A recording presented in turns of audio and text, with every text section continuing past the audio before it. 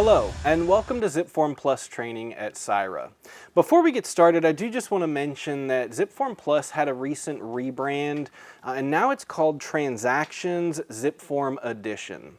If you see that name, just know that they are the same. It is ZipForm Plus. It's just been rebranded with a name change. Now, when you get to ZipForm Plus, which you can do by going to zipformplus.com or going through your Syra portal, you're going to use your username and password to sign in. If you don't know your current username and password, you can always use the forgot username and or the forgot password link in order to send yourself an email that will help you acquire that username and or password.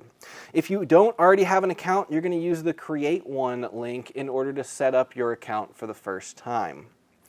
Now, I always recommend that for any software that you use that's going to contain any private or confidential information, that you lock that system down with what's called two-factor authentication. When I go to sign in to ZipForm Plus, you're going to see that I get this two-factor authentication message. And I can either send myself a text message or an email with a code in order to be able to sign in. For security purposes, that is a really big benefit to yourself as well as your clients. So I'd highly recommend that you turn this on, and I'll show you how to do that in just a few moments. Now I'm going to have it send me a text message, and I'm going to get a code to my cell phone, which I will then enter as the code here.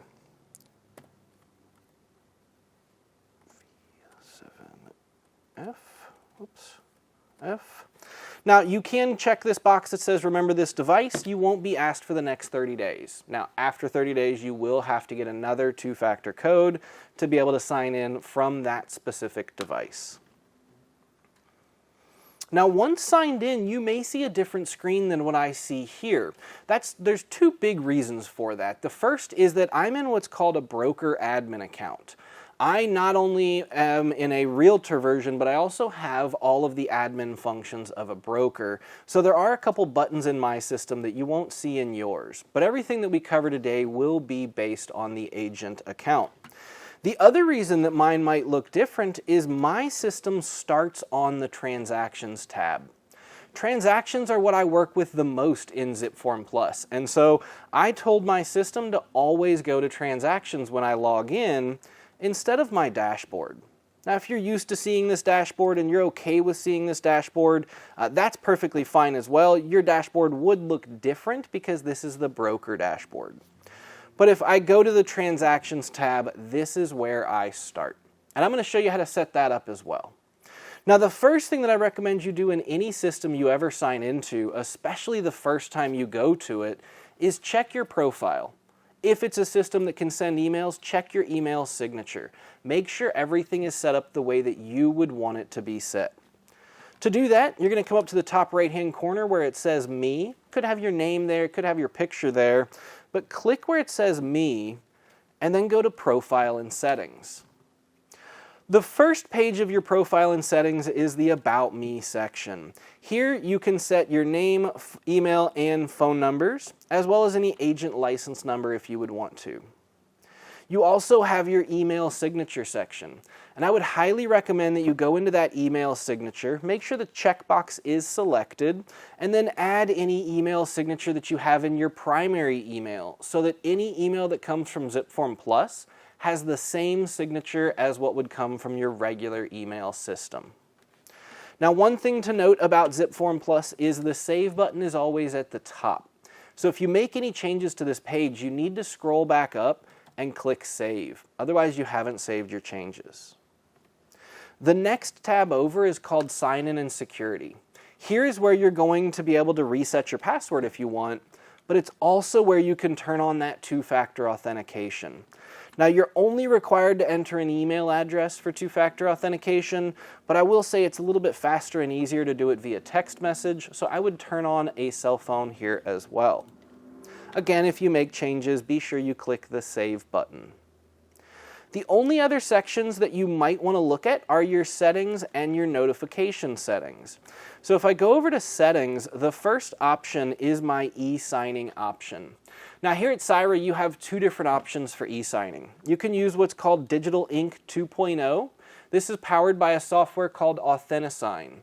Authentisign is also used in a variety of other systems as well, so you may be familiar with it if you've used Transaction Desk in a different market or various other pieces of software as well.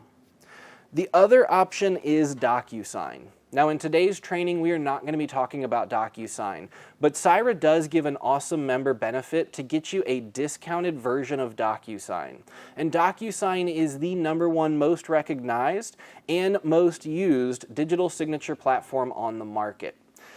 Others are catching up, but it's still the top dog. So it is a huge member benefit here to be able to get DocuSign at a discounted rate. And if you are using DocuSign or if you are paying for DocuSign, make sure that you select it here so that your system automatically uses DocuSign for all of your digital signatures in the future.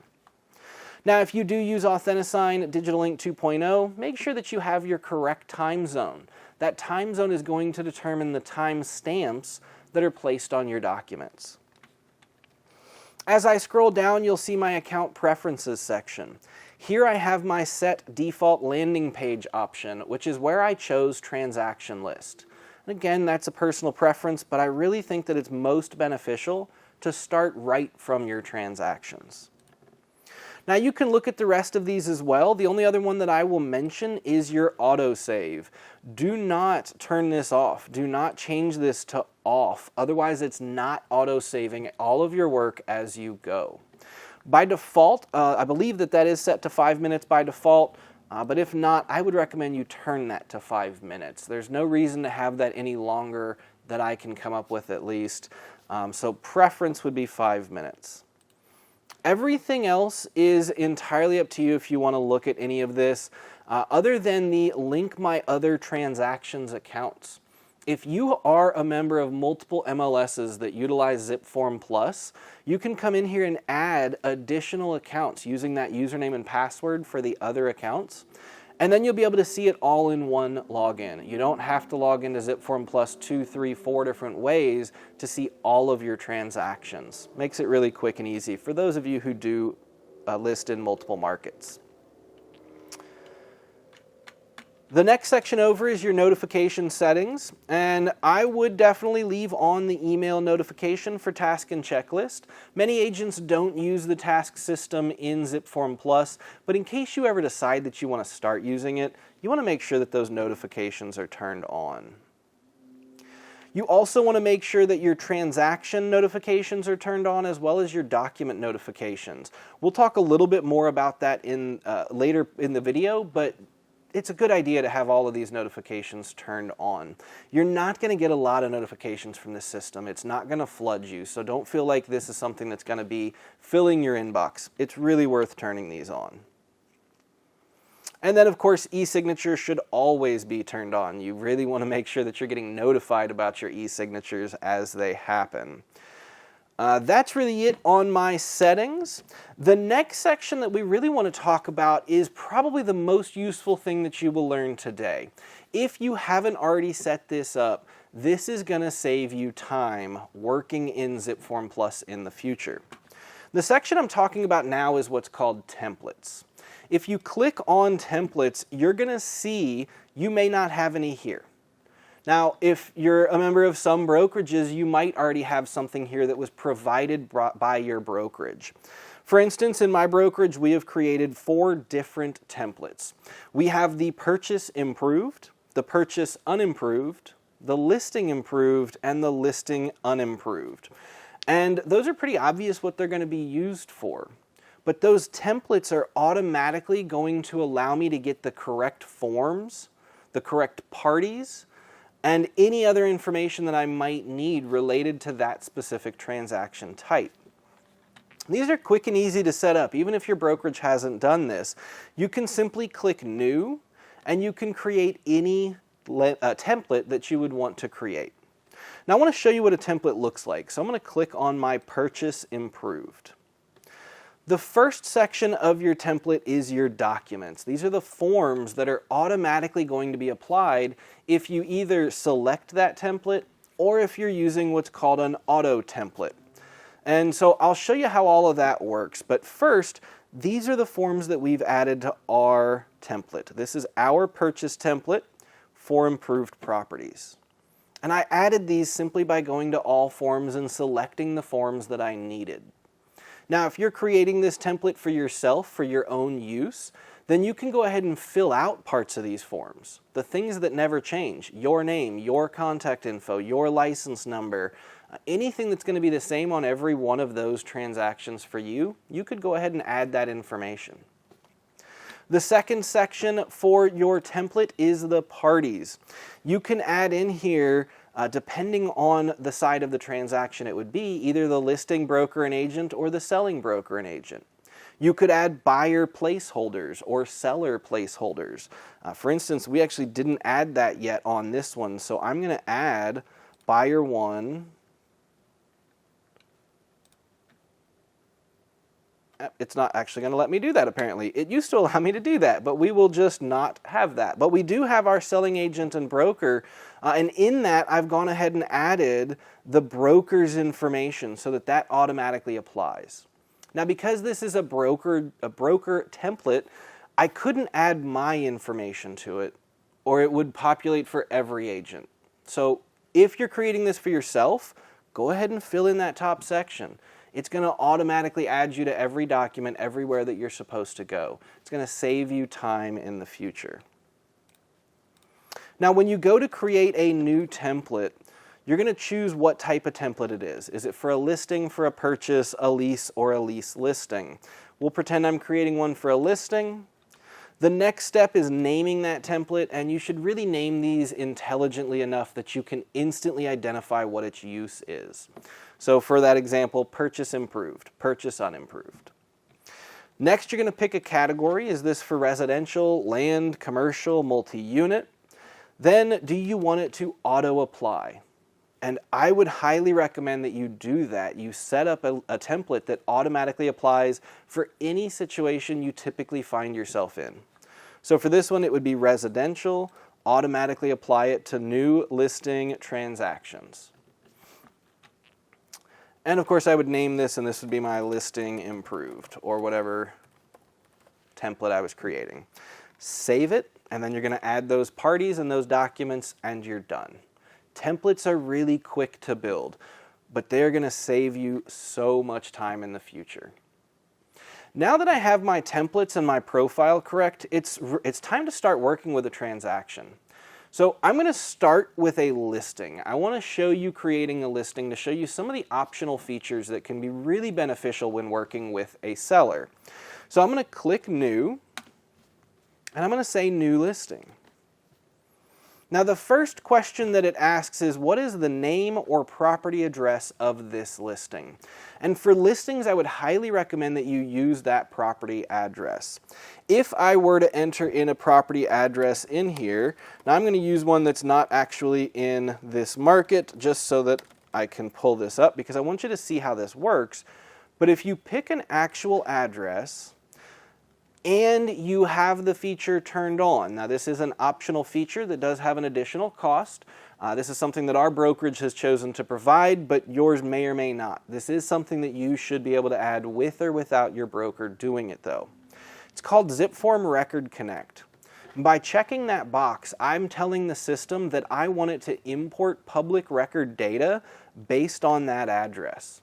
It's going to find the seller's information. It's going to find deed book information, variety of other info that it can automatically populate to my transaction and therefore to my forms for me. It's going to save me a ton of time as well.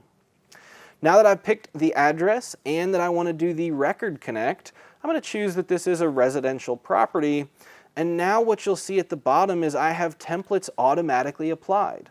I have an office level template called Listing Improved that's being added for me. That's going to get all of my documents and me as the listing agent and my broker as the listing broker. I'm going to click Save, and I've now started a listing. And you'll see that it's going to ask me a question. It wants to know who the owner is. It automatically found these names, and those names are pretty close to accurate, but they're not quite perfect. But it's also not sure how it's supposed to be formatted. So it wants you to tell it what is the first, middle, last.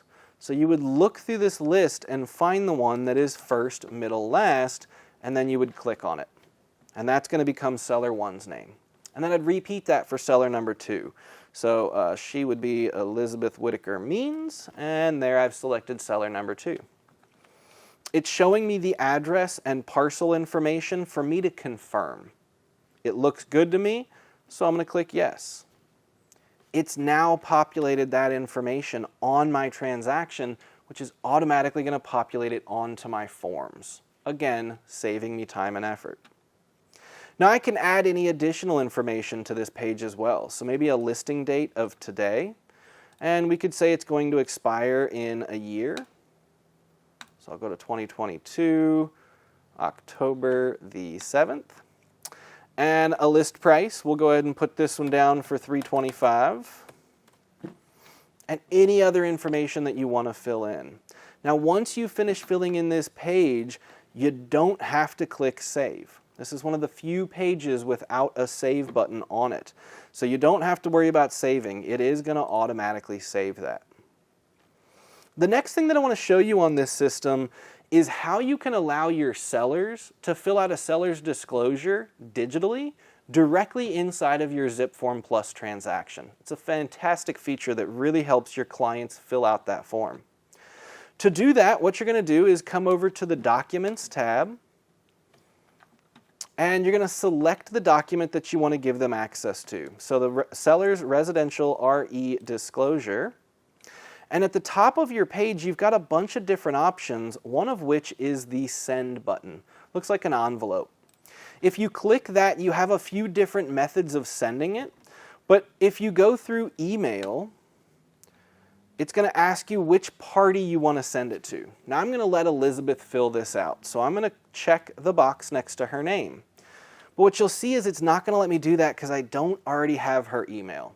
You've got to have an email address for this to work. You can't send an email to someone you don't have an email for. So before I can actually do that, I'm going to go over to my Parties tab, and I'm simply going to edit my parties. I'll click on Elizabeth's name to start editing her, and I'll go ahead and add her email. Now for training purposes, I'm just going to add my own email address because I don't want to bother her with this, but in a real situation, of course, you'll put the actual client's email address. You can fill out as much of this as you like. You can even save them as a contact for future use if you would want to.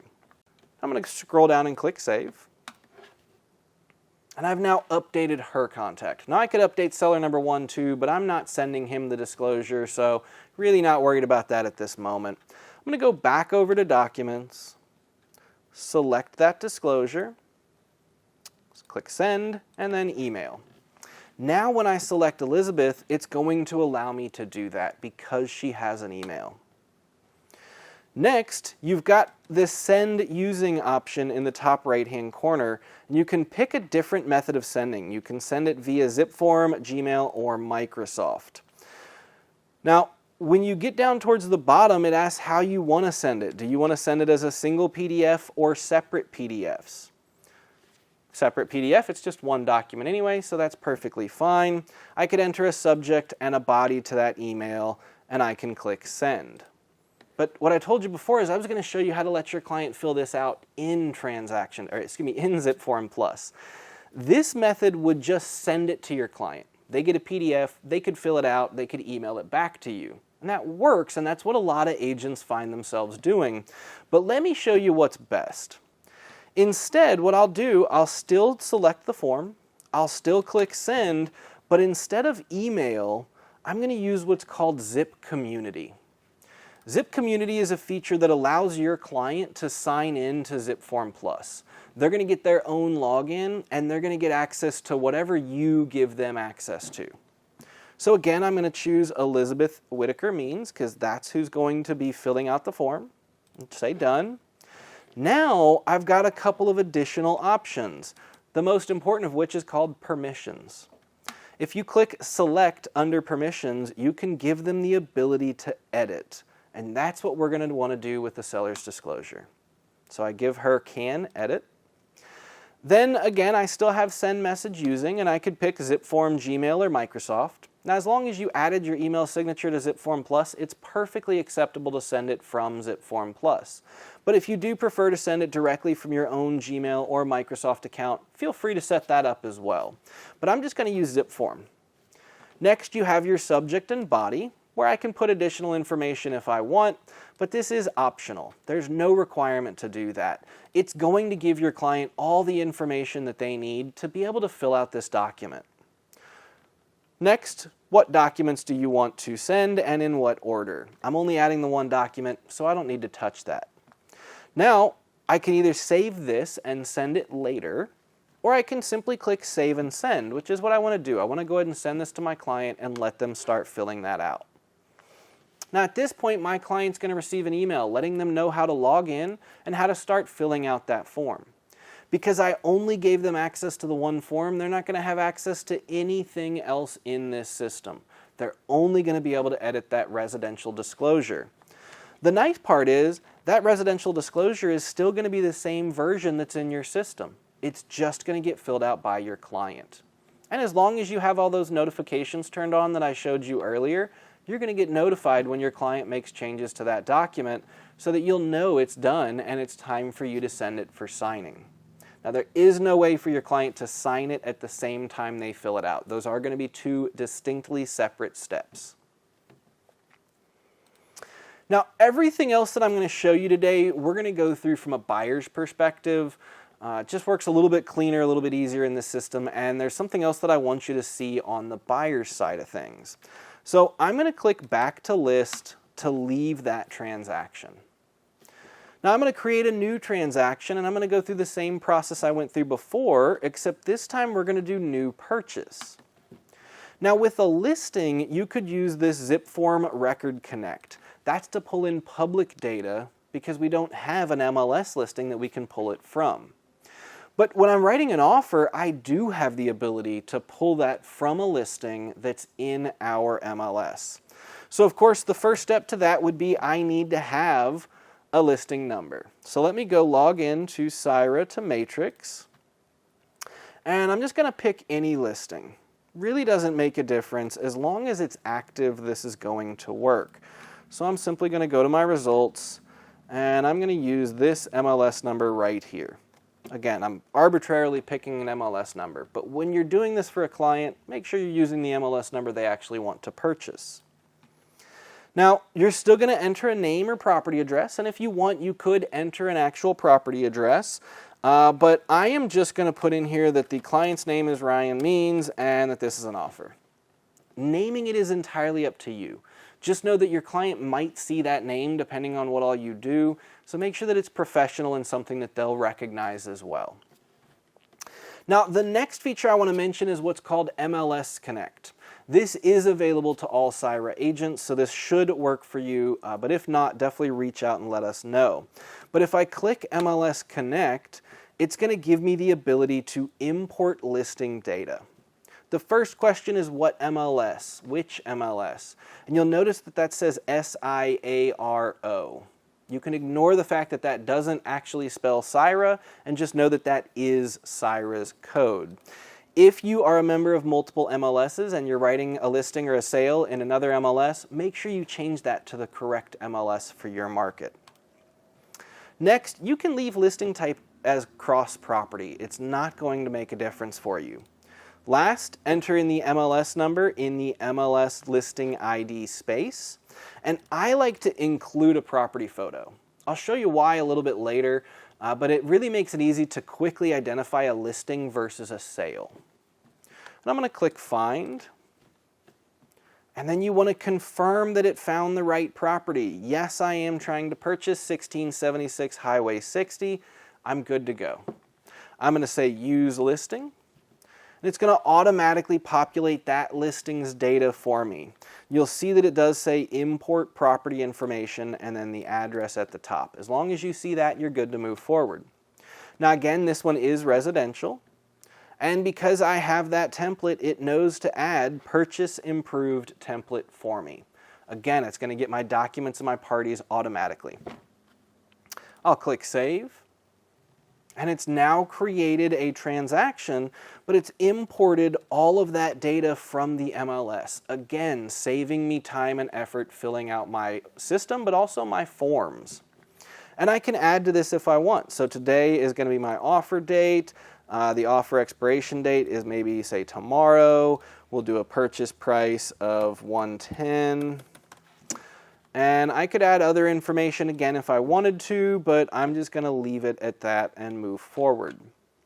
Now, the next step for any transaction is really to edit those parties, but especially for a purchase, because the listing automatically imported my client's name. The purchase doesn't. There's no way for it to know your clients. So I'm going to go over to parties, and I'm simply going to add them by selecting their party type on the left. So buyer 1 is going to be Ryan Means. And I always recommend that you add your client's email to this system. Even if you don't plan on doing a digital signature, it's good to have it here just in case you change your mind in the future. You can add, again, as much information here as you want, and you can save this as a contact if you wish. Once finished, scroll to the bottom and click Save, and you've now added your first contact. Now, I'm not going to add buyer number 2 yet because I want to show you how this system works if you forget to do something. It's actually really fantastic. This is one of my favorite systems for filling out forms. The next step would be my documents, my forms, and so I'll click the Documents tab. Now, I like to use the IAR cover sheet. This was actually recommended by an agent here at Syra that taught me all about the IAR cover sheet. I used to not include that, but they showed me just how fast this can be by using that form. One of the beautiful things about ZipForm Plus is it will automatically transfer data from one form to another.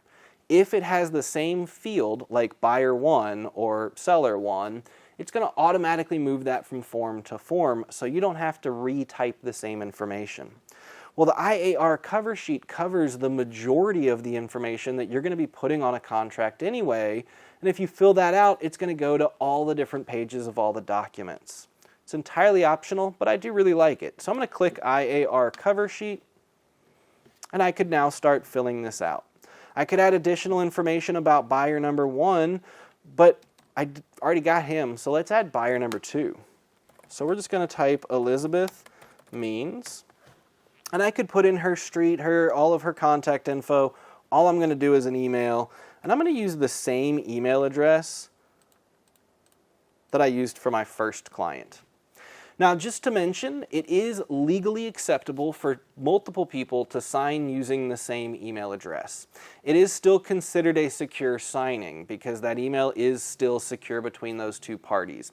However, we do recommend if you're going to have 2 people sign with one email address, that before you send it, you specifically talk to both parties and make sure that they both know that they are going to be digitally signing using the same email address, and to please only sign on behalf of themselves. Because if they do sign on behalf of the other party, that is still considered fraud. But it is legal and it does work with the system. Now, if I had a third buyer, I could add it, or any sellers, I could add them as well. I've got my selling broker information, and it's mostly filled out, but it missed my agent ID or my license number. I can add those right here, right now if I wanted. I'm not going to, but I could, and that would automatically populate on my forms. Now, once I finish filling out one form, the next step is to go to the next form, to fill out my next form. And the number one mistake that agents make is they click the back button. They think they need to leave the form in order to find the next form to go to it. But ZipForm Plus has made this incredibly easy. If you simply click My Forms at the top left of the screen, you're going to be presented with a list of the forms that you have in this transaction, and the current form is highlighted in blue. So I can simply click the next form name to start editing that form. It saves a lot of time with load screens. Now here's that form, and I can start filling this out. Now, I don't know the Syra contract or the IAR contract as well as I probably should, and so when I'm filling this out, I like to be able to see the actual contract and scroll through and fill in a field in place. But if you do these contracts a lot, you might know them way better than I do, and one tip that I received from a realtor is if you know the fields well enough, you can use a feature called Fast Fill to make it even faster to fill this document out. So if I click Fast Fill, it's going to remove all the verbiage, the standard verbiage of that contract, and just give me the fields that need to be filled in. And I can simply check boxes and fill in text boxes. And if you find that you get down to a field that you don't know or you're not 100% certain of, you can simply click where it says Viewer to return to the normal view and continue filling out that form. Now I've filled out my forms and I just realized I forgot to get a contingency form. I need to do a contingency on this property. As much as I might wish that I didn't, I need one. Anytime that you need an additional form, you can always add them by going up to All Forms in the top right-hand corner and clicking the word All Forms. Now by default, you will be presented with the IAR residential forms. If you needed a different library, you can click on IAR residential and switch to a number of other libraries. All CIRA agents should have IAR residential, CIRA, and IAR commercial. My brokerage also has its own form section where we have added our own forms to the system. And then we also have access to a home warranty service forms as well. You also have the ability to just look at all libraries at once. That way you don't have to question which library it's in. Just click All, and then you can search. So I start typing the word contingency, and here are all the different contingency forms. Limited purchase right, purchase contingency right, removal of, removal of, removal of. Well, I don't need to remove it, I need to add one. So I'd simply click the first one, and that's added it to my transaction, and it automatically opened it and started filling it out for me. Again, one of the best parts of ZipForm Plus is it fills out your forms for you when it can. Now, any field that you need to fill out, you can simply click in it. Date fields do bring up a calendar, so I can simply click on the calendar. Or if I prefer, I can type in a date. It's entirely up to you how you want to use dates. Everything else is pretty obvious on filling out a form, so I'm not going to go through too much of that. But just know that once you have finished, you can either click the back arrow, or you could start assigning by clicking e-sign. I don't typically click e-sign from a form because then it tells it I'm trying to sign that form versus all forms. You can still add to it, but I just find it a little easier to go back to documents. So I'm simply going to click back. Now, you may have noticed that I never clicked the save button, but it's grayed out. I can't click it anymore. Now, if I make a change, it becomes blue, but even if I don't click on it, in a couple of minutes, it's going to turn gray, because the system does autosave. However, if you go to click back and it still says save and it's not grayed out, you should probably click that just to be sure that it saves your document. Then click back. Now when you click back, you're going to be brought to your transaction documents page again.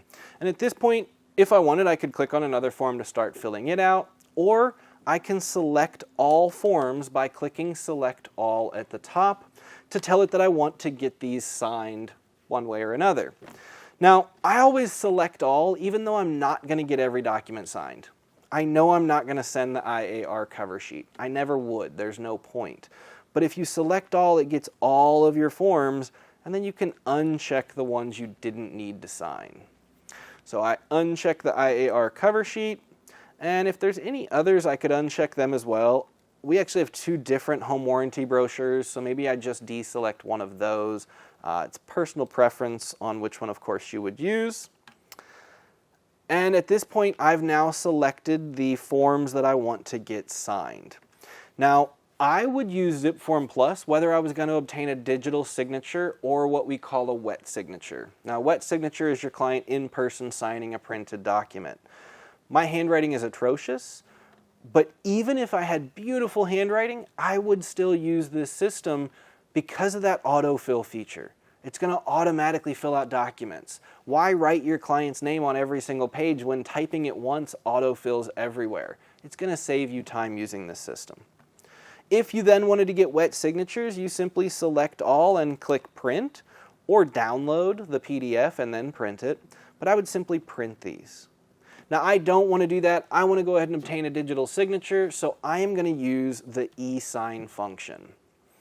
Now when you click e-sign, you're going to see this window here that says you don't have any e-signatures. That's because I've never sent any, and that's perfectly fine. All I need to do is click New at the top of my screen, and I'm now creating a new one. Now at this point, I again need to do the Select All, so I'll click the checkbox next to Document, and then I will uncheck the ones that I don't want to send, and click Close. And I've now added those documents and forms to my signing. Now maybe there's another document that I needed to add. For example, I need to get the seller's disclosure of property condition. The listing agent did put that on the MLS, I hope. We're going to come here and look. It doesn't, oh wait, documents, they did. Highway 60 SD is my seller's disclosure. So I'm going to click on that and I'm going to download it to my computer. I like to put things in downloads, but you can put them wherever makes sense for you. And I'm just going to call this Highway 60 SD, just like the listing agent did, and save it. Now, anytime that you have that additional document, that external document, you're going to need to upload that to ZipForm Plus.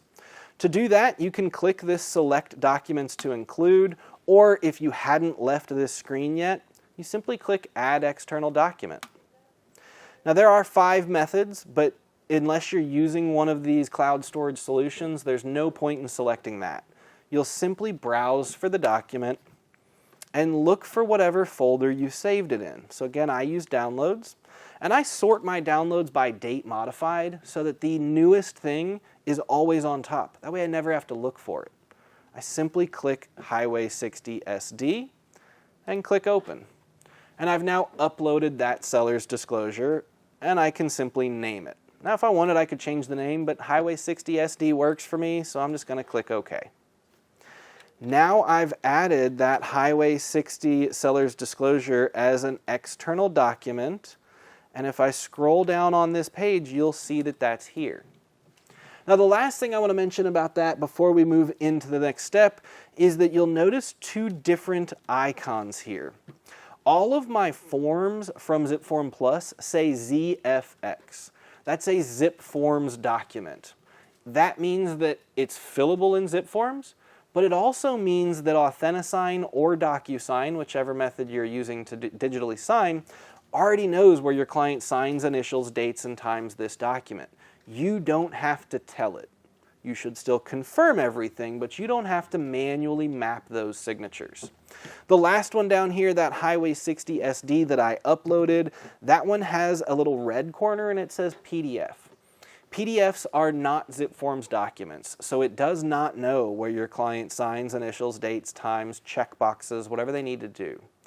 It also is not natively fillable in ZipForm Plus. You can still add text, but it's not natively fillable. Once I have all of my documents added here, and I've confirmed my signing service, which again I'm using digital ink for this training, I would then click Next. Next step is to add my contacts. Who do I want to have signing this document? Of course, I would add my buyers. So I'll select both of them. But I can also sign this as the selling agent if I needed to. So I could add myself. And then I would scroll down and click Close. Now I've added my 3 signers, and by default ZipForm Plus does choose a signing order. Signing order says signer number 1, which in this case is Elizabeth Means, is going to get the email first. She's going to sign, do her whole portion. Then signer number 2 is going to get his email, then signer 3, etc., etc. If you want to leave it that way, that's perfectly fine, but you can also uncheck signing order, and then everybody will get the email at the same time. Anyone can sign first, second, or third, doesn't make a difference.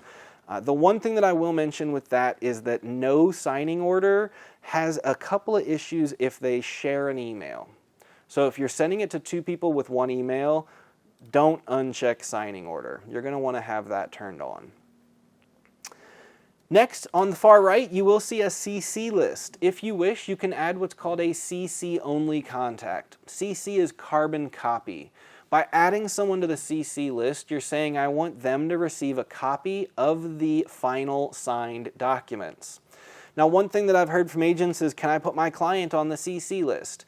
And you may have caught it earlier, but I called it the CC only list because it's only carbon copying them.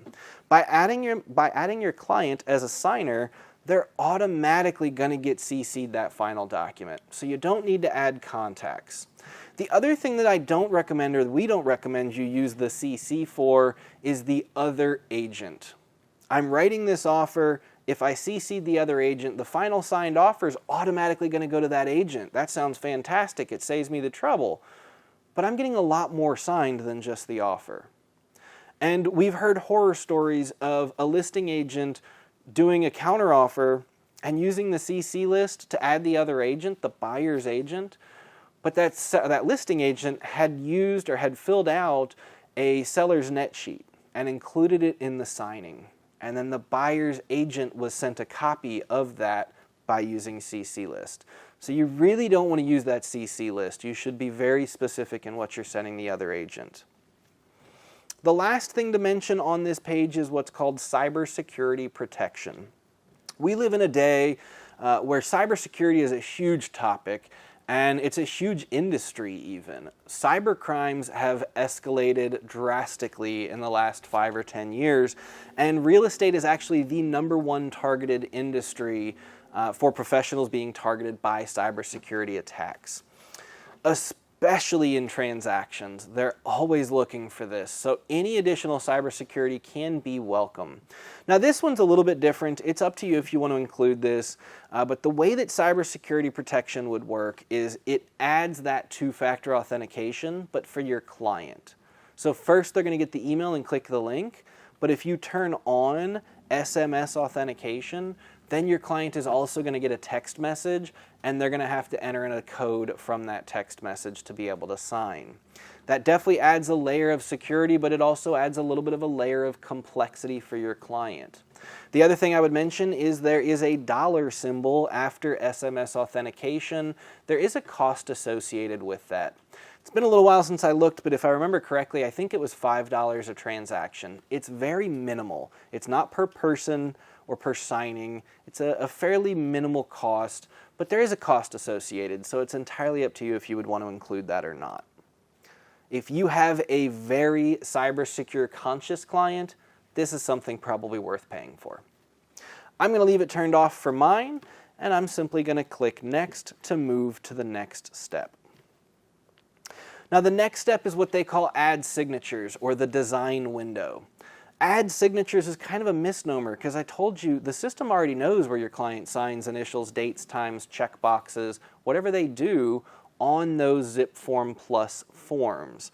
But it's not going to know that on that document I uploaded, the seller's disclosure. So I am going to have to do a little bit of adding signatures, but most of my job is simply confirming that it was done correctly for me. Please don't assume that it was done correctly for you. A human coded this. A human told it where they sign initial date and time, and that human wasn't you. So it's entirely possible that they made a mistake. You should always double check that work. So first step is simply to scroll down and double check that everything's where it needs to be. The first thing that my client is going to sign is right here, and you'll see it does have my buyer's signature and a date, buyer's signature and a date. That one's good. Keep moving. The next page, it's all there. The next page, they don't sign. This one, it's all there. Again, it's all here, including my signature. That's the selling agent signature is going here. But this one got mapped incorrectly. It's actually really far down. It's lower than it should be. So I want to click on that and drag it up higher. That line underneath their name should really match up with the line on the form to ensure that it's placed correctly. So I now have those three correct. And here's another. Everything looks good. This form is a special one that we use called the inspection recommendation form. We love this form, but it uses a special feature on here called radio buttons. These are not checkboxes, but they're very similar. They will look like a checkbox once my client selects them, but they're connected. So the advice is accepted, the advice is rejected. these two circles here are connected. My client can only pick one. They are required to pick one, but they can't pick multiple and they can't pick neither. They have to choose one of the two. And then same thing on item 2, 3, 4, 5, 6, 7, and 8. They must choose one, but cannot choose more than one. It's a really, really useful feature if you have to give your clients selection options. Signature and date. Again, the dates are off a little bit, so I would shift those up. I'm a little bit OCD on these things, so you may not care as much as I did, but I always move them. This form, my client is waiving, so I don't necessarily need them to sign, or maybe I do have them sign down here. Let's go ahead and have them waive this. So I'm just going to click drag and drop, and I'm going to drag a signature over to the waiver field. Now once I've added a signature, if I right click on that signature, or if I left click the gear underneath it, I'll get the option of adding a date stamp. And once added, I can drag it to wherever I want it. So now I have a signature and a date for the waiver of that home warranty. Everything else should already be where it's supposed to be, so that one's good. They don't sign that one, and then the addendum is good. Now I'm down to the seller's residential real estate disclosure. Now, unfortunately, this happens a fair amount. This agent, the listing agent, when they scanned this, their scanner misidentified the size of the paper. Everything else on this was 8.5 by 11. But you'll see that that's loading really, really large. And it's because their scanner messed that up. And unfortunately, there's really not much that can be done about this. You know, if you've got an issue with a form like that, you do have the ability to zoom so that you can see it, to be able to add to it, but it's still going to be really large. Now, when you go to print these, you do have the ability to say fit to page, so it will still print correctly, but their signature is going to be really, really small on this seller's disclosure. And unfortunately, there's just not a lot that can be done about that. The only thing that could really be done is you could do a print to PDF function before uploading it here and potentially shrink that to the correct size by using print. But that can be really, really difficult, and this is something that we see more often than I'd care to admit. Now, here are those forms, and I just need to go ahead and map where my buyer is going to sign this. To do that, again, I'm going to go back to drag and drop, and I'm going to click and hold on sign here and drag it where it goes. You'll see that that signature is just really, really little, and again, unfortunately, there's not much I can do. I can grab the corner and make it bigger, but it just doesn't get much bigger. And it's going to look like that when I print this, unfortunately. So not much you can do there. Right click, add a date stamp. It's so small I can't really see it, but I'm going to try and move it. That's really hard to do when it's that small. So I don't think I'm going to accurately get that one moved. I'm just going to leave that alone. Now, but you would go through every page that needs a signature, and you would drag and drop that signature and add the date stamp for buyer 1. Now, once you finish adding for buyer number 1, you're going to come up here to signers, and you're going to click on that name and switch to the second person. Go back to drag and drop and drag their signatures to both pages or every page that it's needed on. And again, you can right click on those to add that date stamp. Now, pretending I needed to type on this document somewhere. I don't, obviously, on a seller's disclosure need to type or on any of these forms, but maybe I forgot to fill out this HSA home warranty application. So let me zoom back in on that. And my home warranty document. So maybe I wanted to put in the real estate professional's information, and I forgot to fill in that information. Well, there's a couple of ways that you can add information to these. First, let's go act as the realtor, which is Ryan Means here. Now, when you're acting as someone, underneath drag and drop, you have the option for what's called signer name. Signer name is simply their printed name. So I could drag signer name over to the real estate associates space, and it put my printed name there. But the rest of these, I need to fill in the real estate company information, the office number, the agent name. I guess my agent name would have come down here. I don't know why that form has two places for my agent name. But I could add additional text. Now, anytime that you need to type on a document, you're going to want to use the markup section. Number one mistake with typing on a document is people use this T that is under drag and drop. That does create a text box, but that is for your client to fill out. I never recommend letting a client fill out a document except the seller's disclosure. Nothing else should be filled out by the client. Anytime you want to type, you're going to want to use markup. Markup is for you to do stuff. Drag and drop is for your client to do it. So I go to markup. The very first option under markup is a T. Now this is not drag and drop, so I simply want to click on it to select the T. And then I would click at the top left of where I want it to go and drag it to the bottom right of where I want it to go. Let go, and then I can click in that and I could start typing. So I think my name goes on here twice. We'll go ahead and put that. Next, I would click back on the T, drag it again for the next space. Real estate company, so I would add my brokerage. Again, I click on the T, drag it, my office number. Had to think about that one. And then I can space over and put in my agent email address, or I could have created a second box. That's typing on a document. You also do have a pen and a line and a highlighter that you're more than welcome to use on any contract that you might need to use those. Once you finish mapping all of the signatures, initials, dates, times, checkboxes, whatever it is that your client needed to do, you're going to click the Next button. The last option that you're given is if you would like to customize the invitation email, subject, and body. If you do choose to do that, you have the ability to customize that email for each individual participant in this signing. If you want to say the same thing to all three, you can do that, but you either have to type it 3 times or type it once and then copy and paste. There's no way to automatically place that in all 3 sections.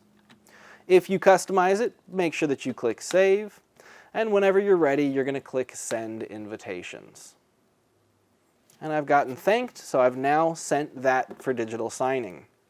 Now let's look at what that looks like back in ZipForm Plus. So if I come to ZipForm Plus, to my Transactions tab, you'll see that I have all of my different transactions.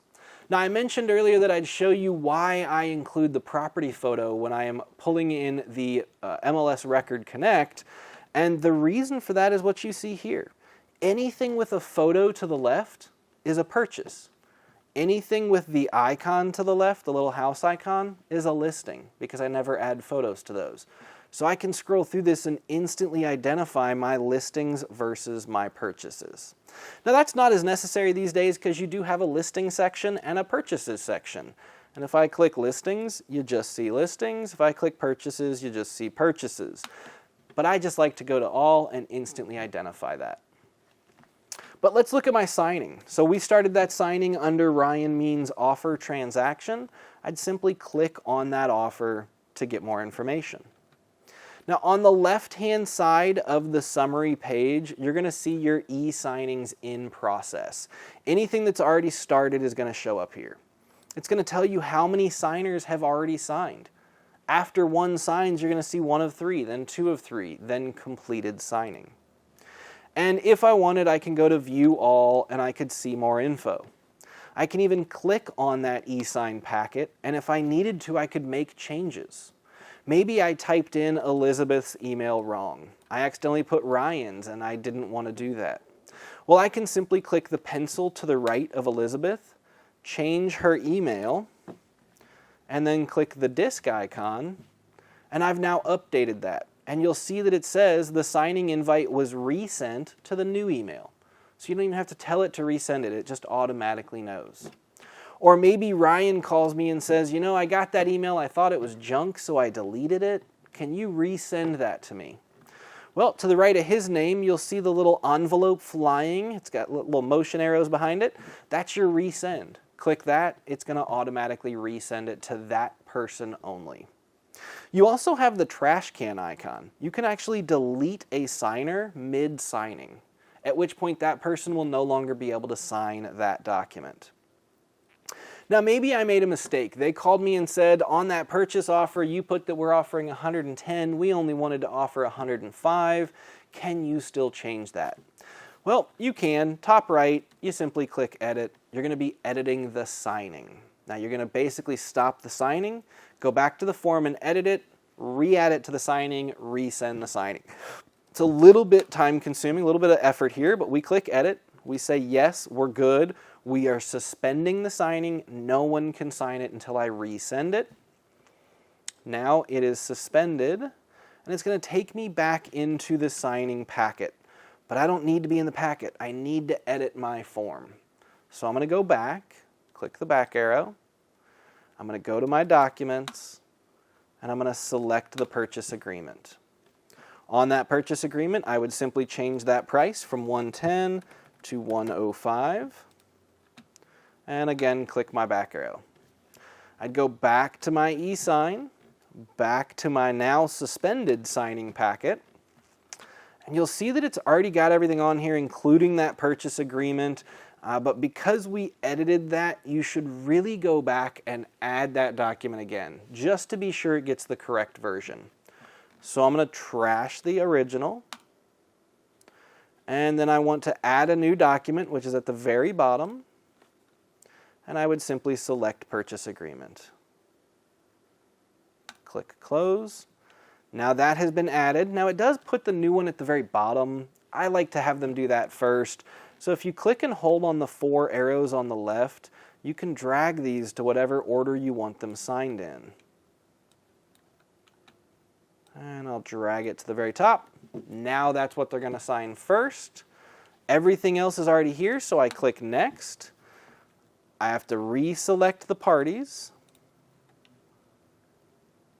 Actually, no, I don't. The role of selling agent has already been added. No, I shouldn't have had to add them because I already had them. I click Next. Everything should already be here. It should already know where my client signs, initials, dates, times. Everything that I added, unless I had manually added something to the document I deleted. Because I deleted it and re-added it, I may have to add to that one, but I didn't do anything to the purchase agreement, so I shouldn't have to make any changes.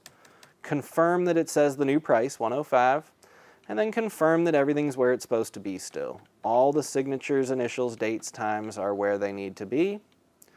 They're on every form, and if I come down to my others, they should be here as well. Looks like they are. So we should be all set and ready to go. At this point, I would click Next and Send Invitations. And I've now resent that for signing. That's the basics of using ZipForm Plus.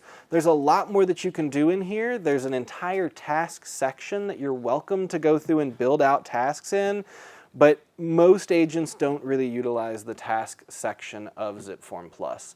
For the most part, you're working with transactions and the digital signings.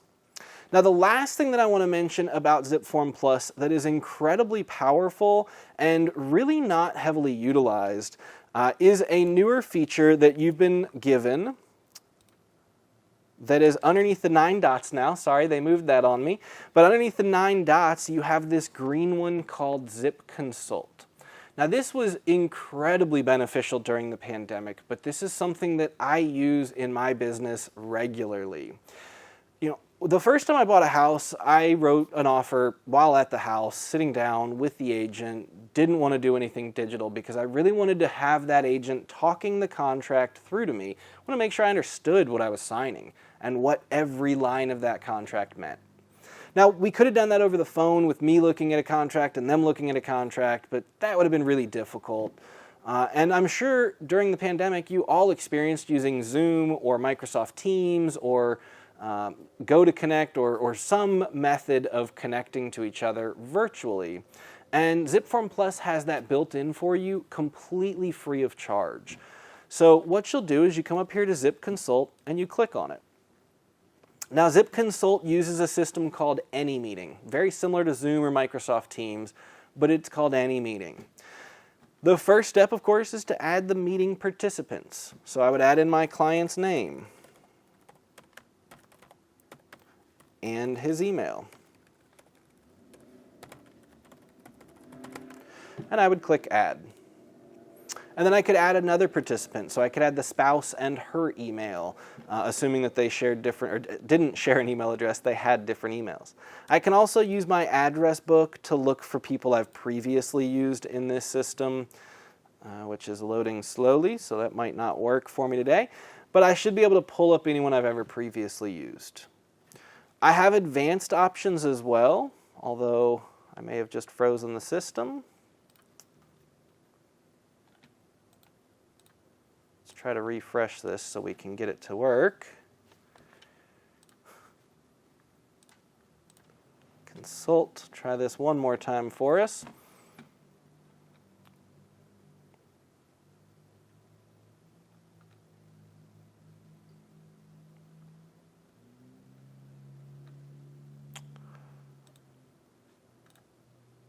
Well, the system doesn't seem to want to load, so I will just explain it to you. But once you've added the participants and you do what's called launch meeting, you're going to be taken into something similar to Zoom or Teams or any other system that you might have used, where you're going to be in a video chat. But you also have the ability to share your screen or to let your client share their screen. So the way that I like to use this is I will send my client the digital signature email. And as soon as I send it, I launch a meeting with my client. Now, I've already talked them through the process. I've explained that we're going to do this digital virtual meeting. But then I send them that link and I start launch the meeting. And now I'm in a virtual chat with my client. They're able to see me. I can see them. And I tell them, go ahead and share your screen with me and then sign into your email and click on that digital signature link. Once they do that, I'm able to see their screen. So I'm able to see the contract as they're going through it, and I can explain it to them line by line so that there's no question about how it works or what they're signing or what each individual section of the contract means. I'm seeing what they're seeing and talking them through it as we go. It's very similar to sitting across the coffee table from someone and going through a contract that way, except you could be next door or in the next country. It really doesn't make a difference because it's all virtual anyway. As I mentioned, that was really powerful during the height of the pandemic when people weren't traveling as much, they weren't meeting in person as much, so it was really, really useful then. But how many times have you driven across town to get a single signature on a single document simply because your client wanted to talk through it? Well, you can do that now virtually without having to drive across town. Save yourself the gas, save yourself the time and energy, do your meetings virtually for those forms if and when possible. Now, the last thing that I would mention about Zip Consult is while this is built into ZipForm Plus and it's part of your ZipForm Plus benefit, you don't just have to use it for ZipForm Plus. Once you're sharing your screen, you could be sharing anything. So if you wanted to meet virtually to look at listings, to set up a search for your client, you could start a Zip Consult, go in and be doing your virtual meeting, and then go on the MLS and start that search and allow your client to see it as you're going through and setting that up. Or if you were doing anything else that you needed to meet virtually with your clients, I've seen people do this for listing appointments, for buyer counseling sessions, for talking about an inspection report. Anything that you're doing where you need to meet with your clients and you don't want to or can't meet in person, this is a tool that is free for you to use and allows you to do that with very, very minimal effort. Except that today it doesn't seem to be working at all. But normally that does work for me. It's probably because I'm recording my screen that it's having issues. But try that out, see how that works. It seems to be working now. But test that out, and if you have any issues, definitely let us know. But that's a really, really powerful way to run through your contracts without having to meet in person.